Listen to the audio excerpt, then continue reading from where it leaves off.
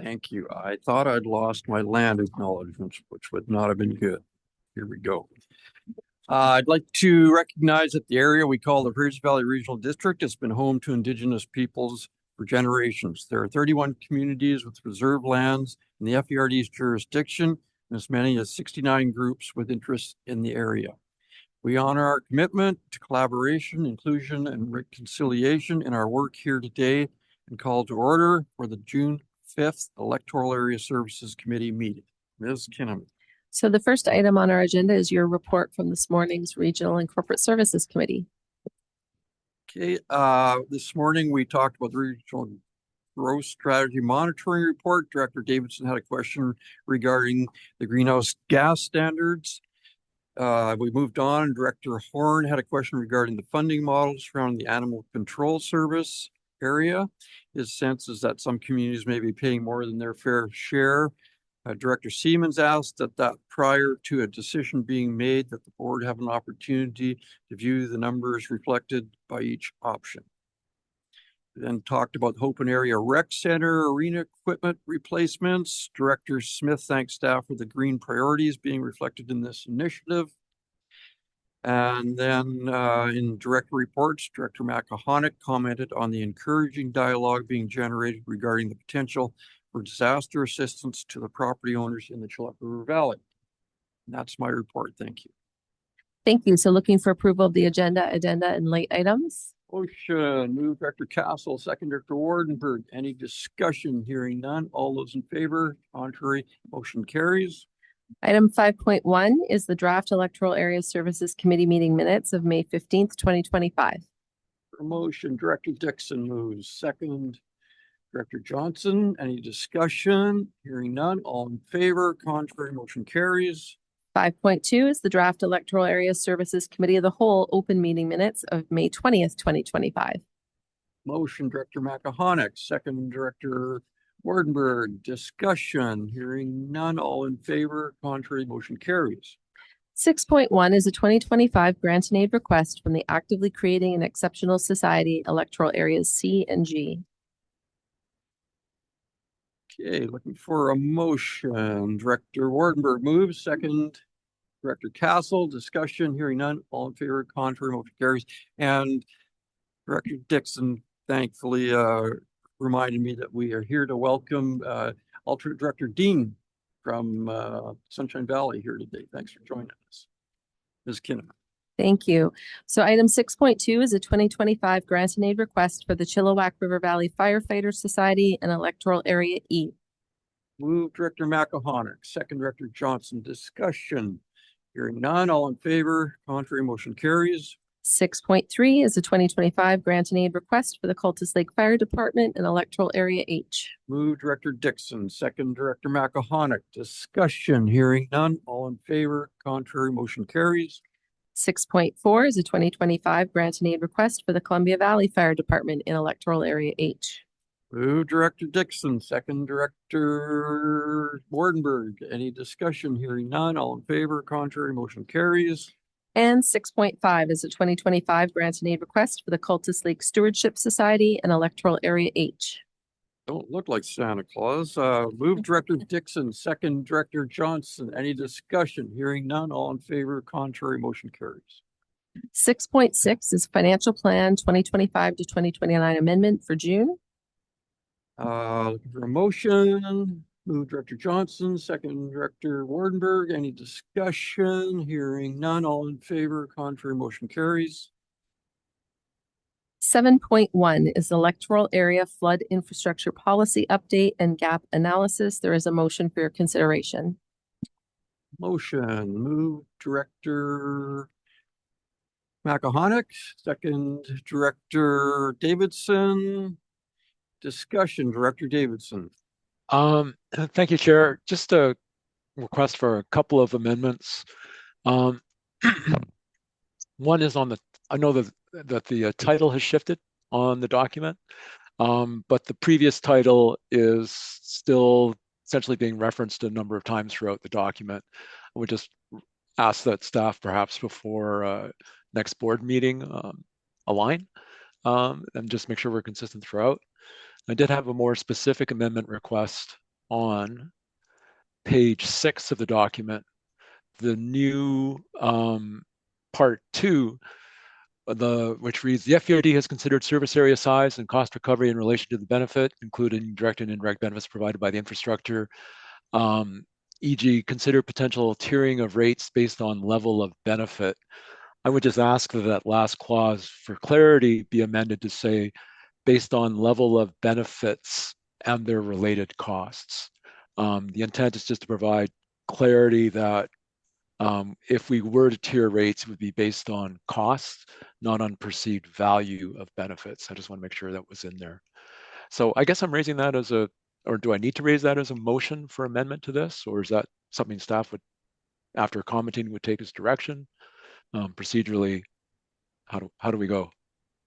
Okay, thank you, Director Davidson. Staff?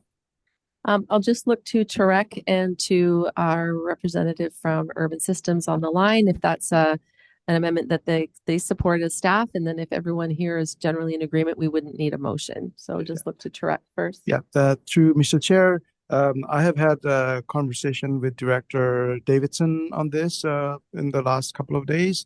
And these amendments that Director Davidson has requested is fine with us. And those changes actually will make this document more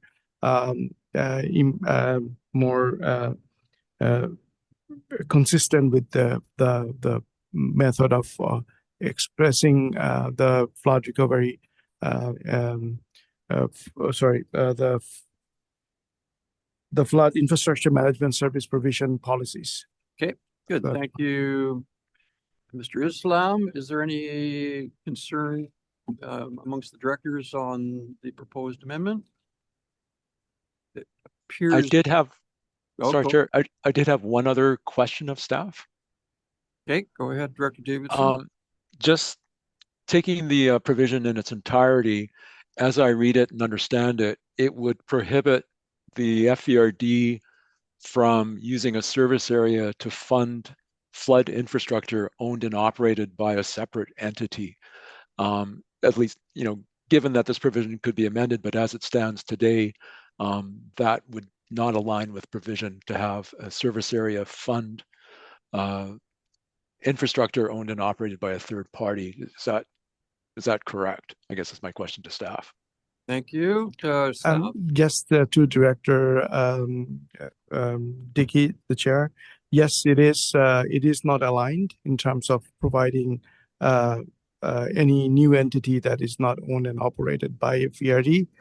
So I would actually look for James Clucas to make some comments on this, please, from Urban Systems. Okay, welcome, Mr. Klukas. Okay, thank you. Through the chair.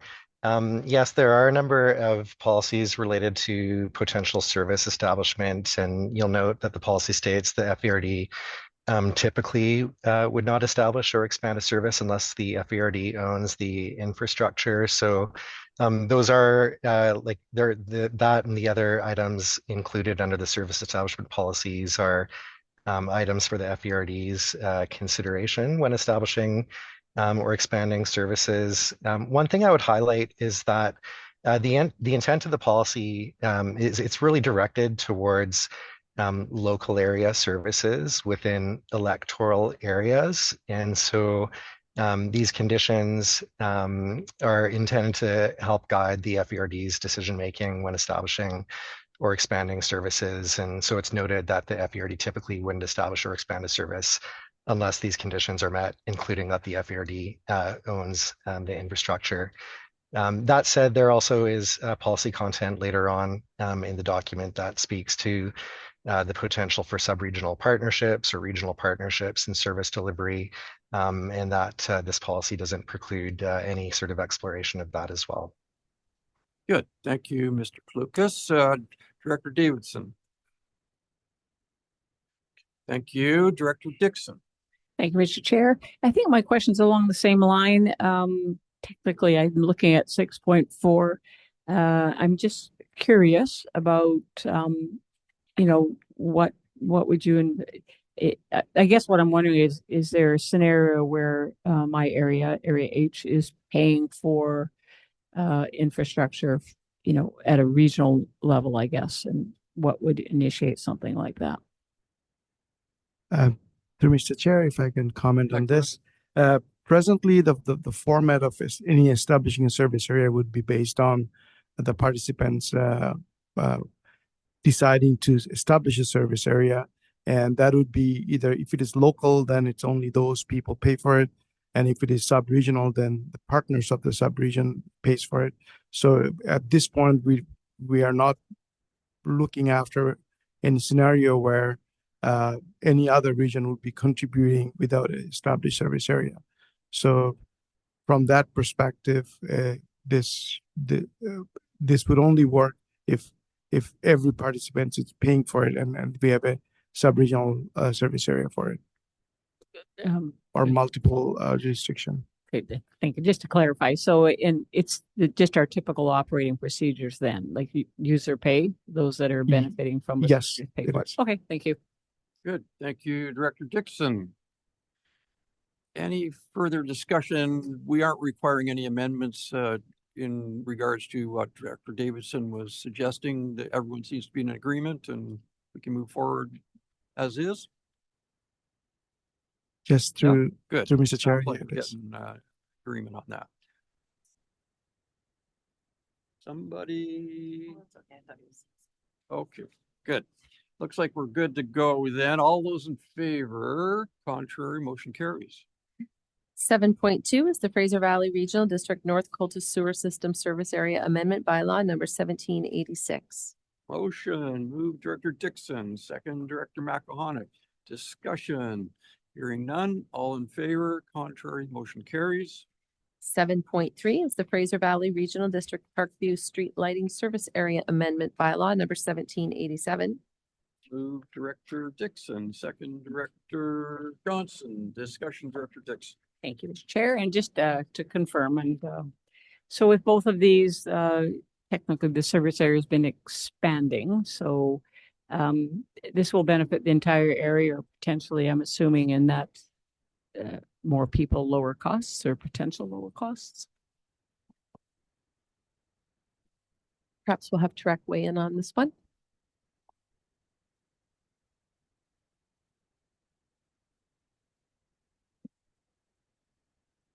Yes, if it is expanded and the new services are added, then this will add to the service area pool.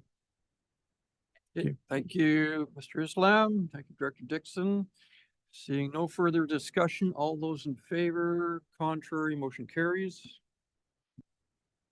8.1 is servicing feasibility study for Lake Eric neighborhood plan. This is an information item, and I do believe we have a staff presentation this afternoon. Welcome, Ms. Hipwell. Thank you. So I'll do a brief presentation today to sort of supplement the staff report that is on today's agenda regarding the servicing feasibility study for the proposed Harrison Rise development. So the intent of this study is to assess the financial impacts of the proposed development, to consider impacts it may have on existing residents, and to evaluate increased financial responsibility for the FERD where we see new or expanded service areas. The service areas that were considered as part of this study include water, sewer, parks, solid waste, and fire service, which are all required to support this development. And I'll note that there are limits to the scope of this study. So it is intended to be high level, and it is being used in consideration of an OCP amendment because we no longer have an active zoning amendment application for this particular development. This feasibility study does have some limitations. So good in the context of an OCP amendment, but in the scenario where the development is, the concept is adopted through the OCP, any future rezoning application to implement the development would require a new financial analysis. So the Harrison Rise development presents significant challenges and implications for the Lake Eric community, for FERD services, and for potential taxation. And while the physical development of the site has been planned by the applicant, there are still significant consideration relating to integrating the development into the adjacent community, identifying offsite servicing needs, and addressing the financial sustainability of the services that are required to support this development. So development proposals of this scope and scale must meet the principles of an integrated and sustainable community, and that extends to the financial sustainability of the services, whether they be new or expanded. We also need to understand the taxation implications to existing residents. And developments must be self-sustaining, meaning that where they require infrastructure to support them, that development must pay for that. So this feasibility analysis, in terms of content, contains a market analysis, a summary of servicing needs and associated costs, a financial analysis specific to each service area, a summary of taxes and user fees, and some final recommendations for the FERD to consider. So in terms of the market analysis, it looks at things such as market demand, considers comparable markets in adjacent communities like City of Mission and District of Kent, and uses this information in order to make assumptions on absorption rates and build-out periods for the development. And these aspects that come out of the market analysis are really critical in determining overall cost calculations. So they have a very significant bearing on how we determine the costs. By understanding absorption rates and phasing, and in this case, the report indicates that we see an absorption of approximately 8 to 12 residential units a year, taking up to 18 years to see the full build out of this development. And the reason why that's so essential to understand is it tells us when the very first house is occupied and begins paying into a service area, and the time it takes before we see that final user come onto the system, that final house being occupied. And it gives us a good sense of the timing of the revenues in these service areas versus our annualized costs. So operations and maintenance as well as saving for replacements later on. So the thing with this analysis is that it is highly subject to variable market conditions. And so it really does represent a point in time understanding of the market and the impacts the market has on the feasibility of this development. So like I'd already mentioned, an updated study would be required at the time of a rezoning application so that this analysis is really representative of kind of the conditions of the day. So this table, in a very basic way, kind of highlights the bottom lines for each of these service areas. So the report tells us that in terms of the water and solid waste service areas, these are financially feasible or cost recoverable without any impact to the existing residents. Conversely, with our parks and fire service areas, we do see that the service areas are potentially feasible, but only with a tax increase. So this is where we really start to understand the implications of this development on those existing residents and how it impacts them. And then finally, with the sewer service, the report tells us that the sewer service is not feasible. And although there are no impacts to existing residents, because this service is not intended to service existing residents, it's limited to the development itself. Without a sustainable sewer system, the development cannot proceed.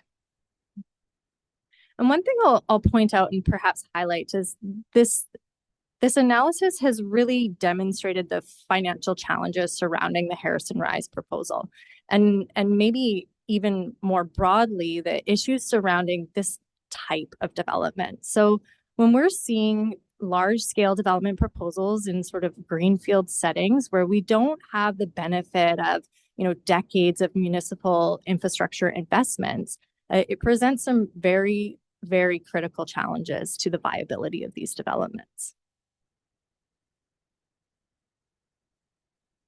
So the report does also outline a number of alternative scenarios for consideration.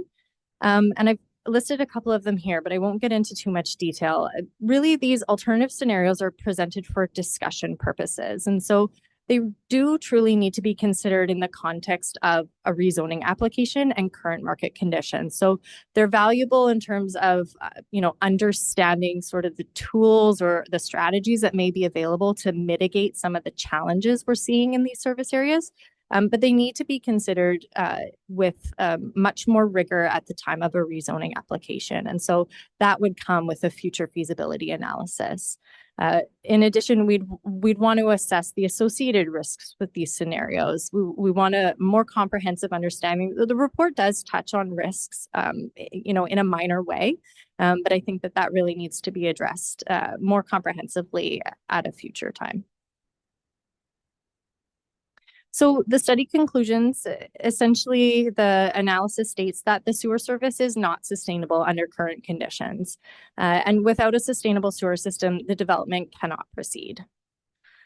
There is a recognition within the study that Harrison Rise does present a very unique market context. So there are very few available comparisons in terms of understanding absorption and build out timelines. And so we know that there is an element of uncertainty with the assumptions that are being made in this report. And for that reason, we see some recommendations coming that speak to the requirement for additional sensitivity analysis. So, for example, we look at the analysis surrounding the water service area, and what it tells us is that this is a feasible service area that based on an absorption and build out timeline of 18 years, there are no impacts to existing taxpayers.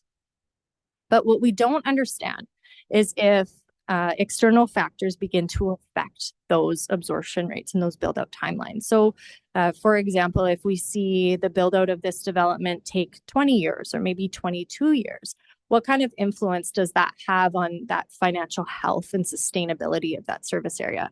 So these are questions that will certainly need to be asked and answered in the future at the time of a rezoning when we undertake a new financial feasibility study. And then, like I mentioned previously, additional consideration is warranted in terms of the risks that are associated with the various scenarios. So how does this relate to the Area C OCP update?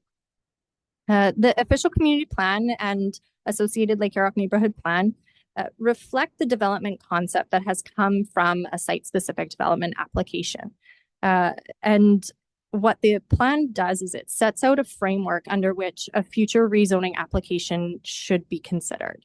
It supports these development interests and it guides us in terms of that future site-specific application by establishing infrastructure requirements and a good understanding of what the expectations are around community benefit. A future application must align with the policies stated in the OCP.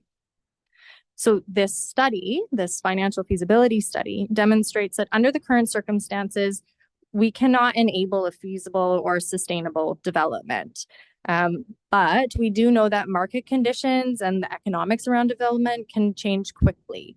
And so by establishing the development concept and this policy framework within our OCP now, what we do is we allow for more agility, I'll say, a more timely response to a future rezoning application. What we do is we front end this sort of years-long process of undertaking a major OCP amendment and establishing this robust policy framework around the potential for future development. So now this study it's really enabled a deeper understanding of the challenges associated not only with this development, but I think more broadly with this type of development in our electoral areas where we don't have established services and where we're looking at establishing brand new wastewater treatment plants. There are significant challenges, financial challenges associated with that really impact the viability of developments moving forward.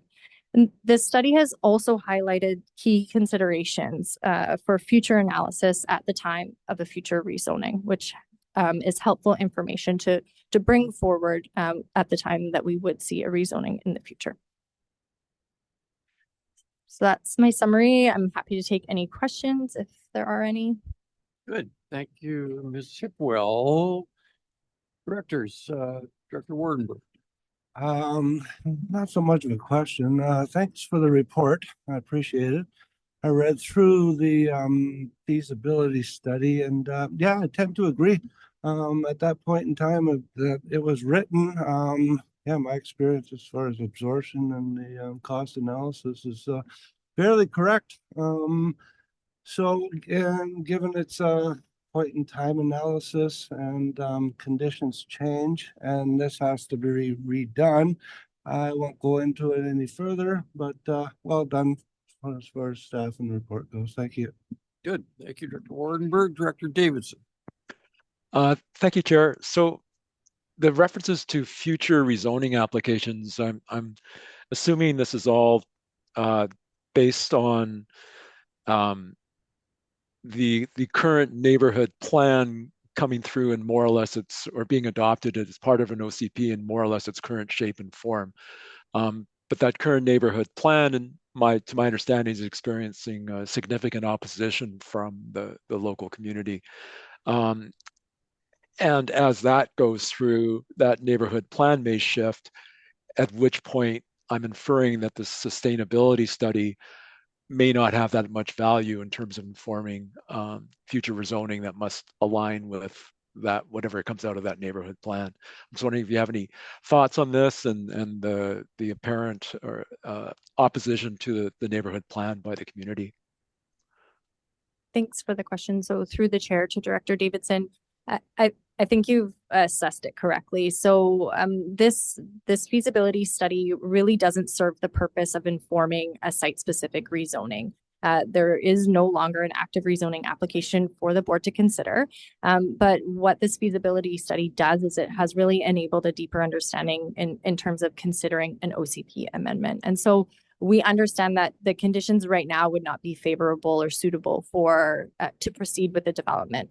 But in terms of considering the development in the context of an OCP amendment, this study is sufficient. And so it identifies the challenges so that we're aware of them, and essentially stipulates that a future feasibility study would be required if this development concept were integrated into the OCP. And of course, there's lots of ifs and conditional statements there because the OCP is only sitting at first reading at this point in time. So should the OCP be adopted as it's drafted now, and we see this development concept integrated into the OCP through the neighborhood plan, the policies within that OCP would require a new financial feasibility study at the time a rezoning application is being made.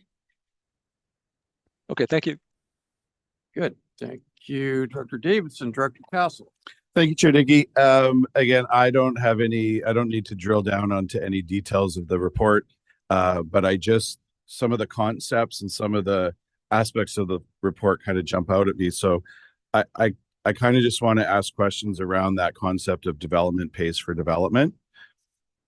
Then throughout the report, it talks about increase to existing tax base for parks. Is that a regional park or a neighborhood park?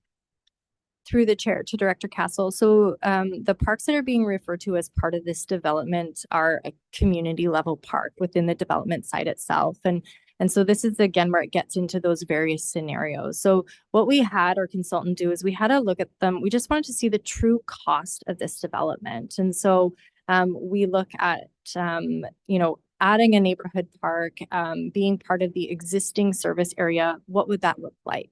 And we see that there is an impact to the existing residents. And just to clarify, is that a community parks service area or the regional park service area? Community exactly. Parks. So that's the existing community park service area. Yeah. And then, with regards to the fire, the way I read the report is that the increase to fire would be to the entire North Fraser fire service area. So that would include area G and area F. Through the chair to Director Castle, that is my understanding. Yeah, I've got that right. And then the staff report concludes, and the chart shows that, it's not feasible based on sewer, but we also do see this increase to residents in other areas for fire. So I guess my question with regards to development pays for development So in that case, it provides a framework for the committee and the board to decide whether that increase to the entire service area, whether there's enough benefit. I'm thinking of somebody that lives in McConnell Creek that pays into North Fraser. Are they going to benefit from this the work, the infrastructure for this development? So that's then where it becomes at a board level where those decisions are made around cost versus benefit. Is that so?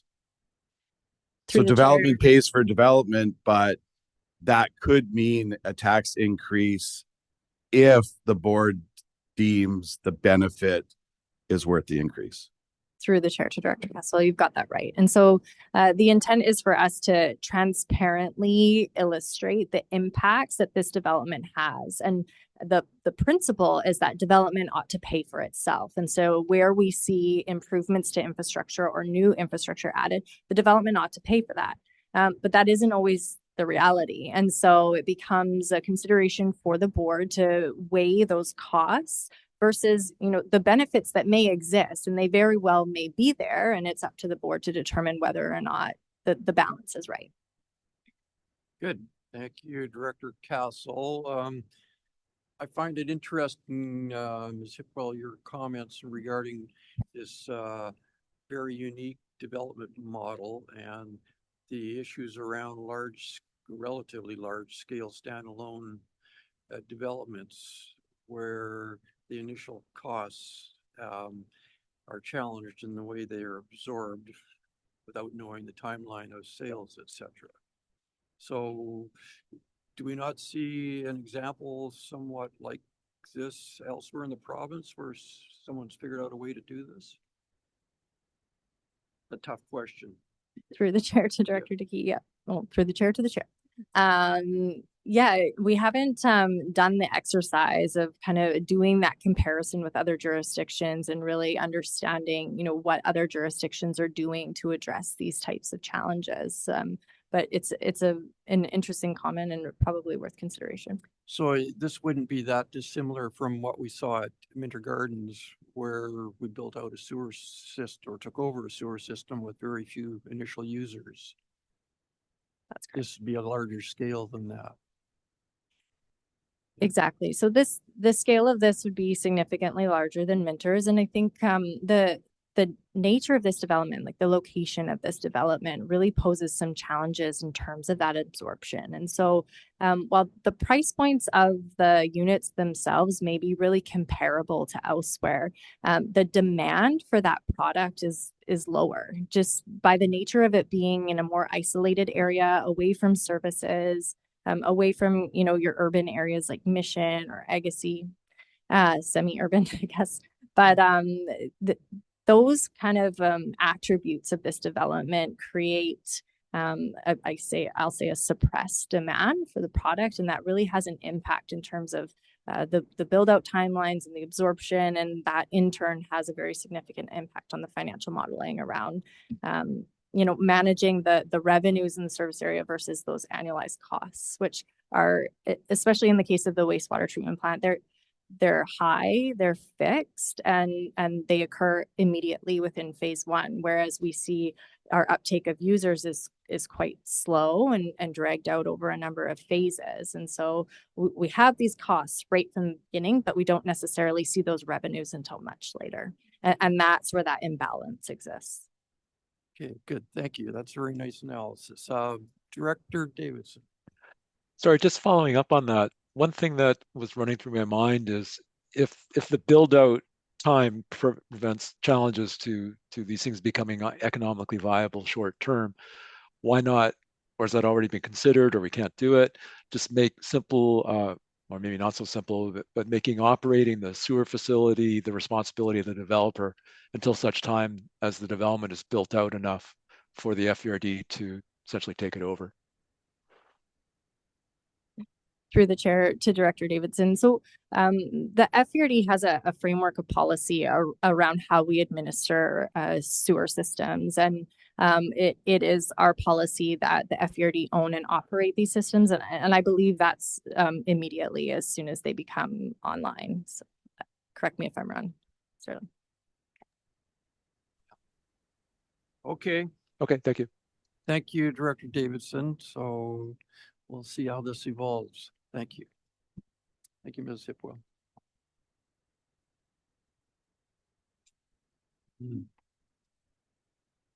Okay, so moving to item 8.2, we have Area C Official Community Plan Update, Summary of Referral Responses Received Post First Reading. Again, an information item, but happy to answer any questions. This information only. Any discussion? Hearing none, all in favor. Well, there is no. Just motion. move to the Thank next you, Ms. item. Kinnaman. 8.3 is Development Variance Permit 2025-04 to reduce the required front setback to legitimize setback encroachment of an existing structure at 10405 Carrick's Road in Area D. Move Director Dixon, second Director Wardenberg. Any discussion? Hearing none, all in favor, contrary motion carries. 8.4 is Special Event Permit 2025-02 for the annual Around the Lake Trail Race in Electoral Area H. Move Director Dixon, second Director Johnson. Any discussion?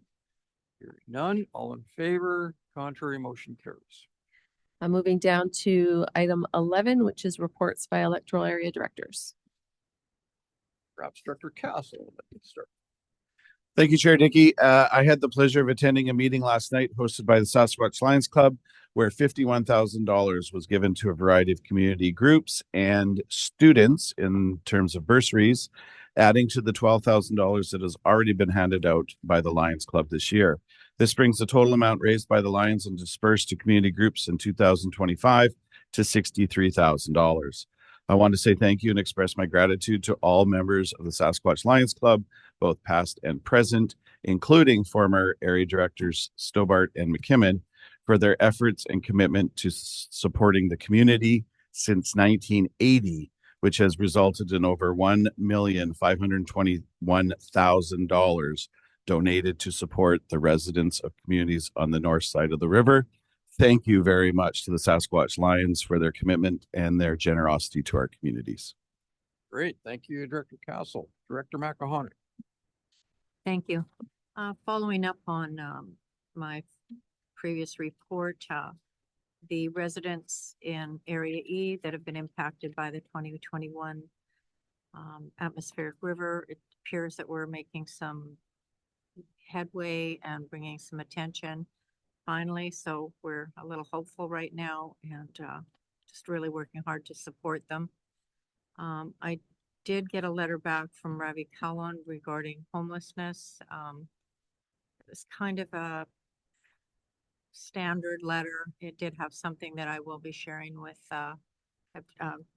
relevant people that will need to know. We have our next rural homeless stakeholders meeting June 18th.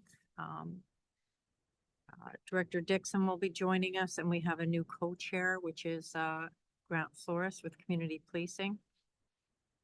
June 22nd in Vancouver at the Goldthorpe Center for Performing Arts. There will be a play, Eyes of the Beast, Climate Disaster Stories, an award documentary play that weaves together the lived experiences of people who survived the extreme heat, flooding, and fires of 2021, and the Area E residents are involved in this project. At each performance, there will be a talkback session where audience members are invited to share their own experiences and what they think can be done to help survivors. Then a policy listener, an elected official, is invited to speak for 10 minutes in a nonpartisan manner about what they heard during the play and from the audience. So I will be speaking at the afternoon running of the play, and then in the evening, it will be the mayor of Lytton. I also wanted to just mention that I really enjoyed the opportunity for professional development at the FCM conference. Some of the highlights were the Creating the Future tour that I was able to go on, Future of Infrastructure. It was really quite an honor, I think, to be able to listen to our Prime Minister speak on moving forward with the trade issues that our country are facing, and the whole theme of the conference was stronger to get together, and I really did feel that. I was able to attend some different kinds of things. A couple that stood out was housing and homelessness, and what stood out was there was no mention of rural homelessness. So, kind of, I was going to try and get up and speak, but there really wasn't time for that. Legal issues and updates for municipalities and regions.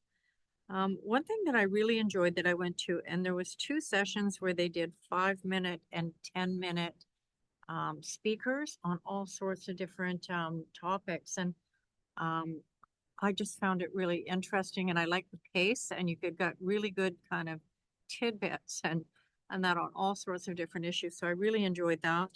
I also enjoyed listening to getting to hear Elizabeth May and Gord Johns in particular about working together for the country, and I also was really enjoying to be able to be going to the sessions on women in local government. So I appreciated that.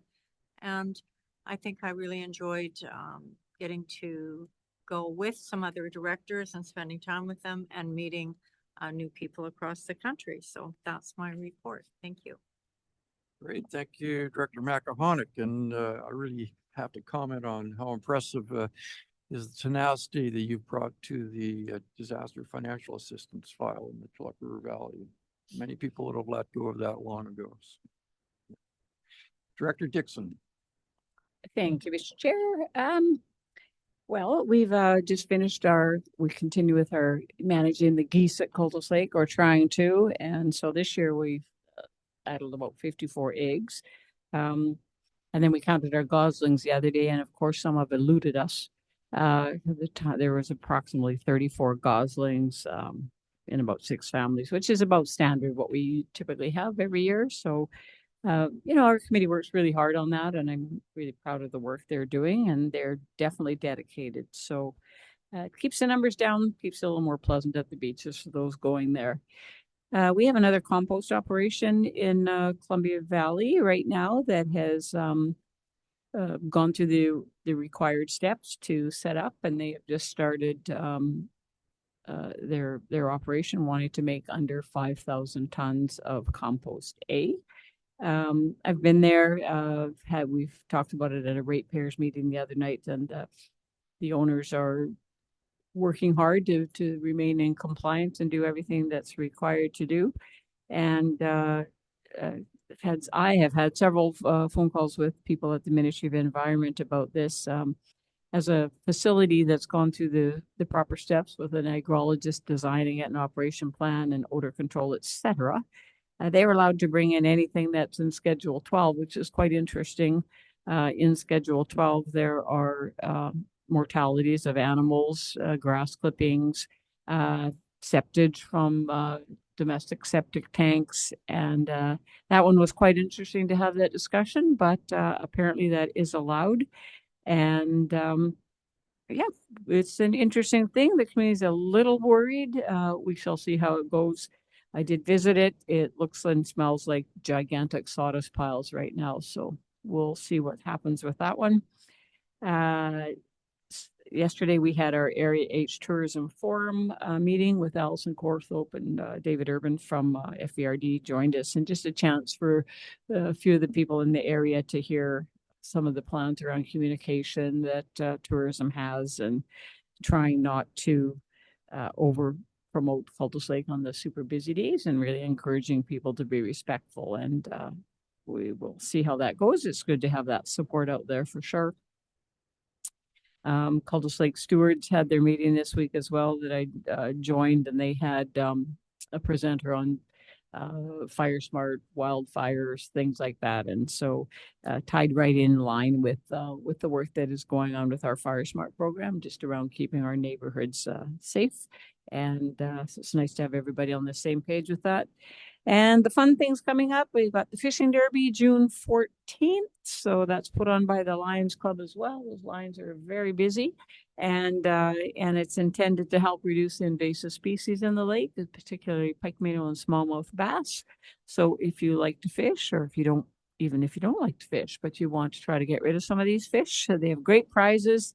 Come on out, June 14th. You can register on site or register ahead of time at Fred's. It's 5 a.m. to just after 1, I think it is. So that'll be fun. And Cultus Lake Day is also coming up June 21st, and this is put on by the Cultus Lake Park Board and their events committee. It's a really great event for our area, generally well attended, and I'm looking forward to being in the parade. I have to buy candies for that. And that's it for me. Great. Thank you, Director Dixon. You did great. Director Wardenberg. Yeah, thank you, Chair Dickey. Yeah, I was able to attend the Tourism Harrison River Valley AGM yesterday. Went well, a lot of great things happening in Harrison and Harrison River Valley, as well as Hemlock Valley. I attended the AGM for the Kilby Historic Society that runs the Kilby Museum. And yeah, I'm still on the board and elected as treasurer this year anyway. And I'd like to invite everybody to a work bee at the Harrison Mills Hall on Saturday from 9 to 2. There's a barbecue. Bring your gloves. Be a lot of fun. Thanks. Bye. Good. Thank you, Director Wardenberg. Alternate Director Dean. Okay, thank you. Director Johnson. Thank you, Chair.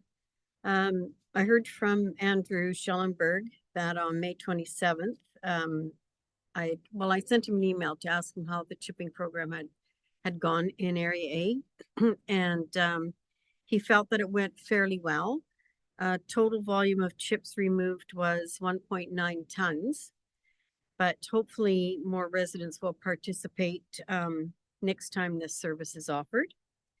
And I also appreciated being able to attend the FCM. My biggest takeaway was listening to the discussion about municipalities and rural communities being the boots on the ground that get the jobs done, and that we need to continue to push the federal and provincial governments to have a seat at the table. And yes, and I believe that is key because we know firsthand what our communities need. Thank you. Good. Thank you, Director Johnson. Director Davidson. Not much from me, Chair. I was at the Sylvester Road transfer station on the weekend. I was happy to see the improvements that are going on there. The compost drop-off has been closed down for a number of weeks because of a bear problem. Both the bear and I were on site on Sunday having a look at the work in progress. Happy to say that we both went about our business without incident, and just thank you to staff for moving it forward. Thanks. Good. Thank you, Director Davidson. And I have nothing to report from Area D. So Ms. Kinnaman. So now we reach public question period for items relevant to the agenda, and we'll just turn things over to our Deputy Corporate Officer, Lauren Olenek. Thank you, Ms. Kinnaman. We do not have any members of the public joining us today, and no written questions were received. I can't believe that. I would look for a motion for adjournment. Move Director Dixon, second Director Johnson, all in favor, contrary motion carries. Thank you, staff. Thank you. Thank you, directors.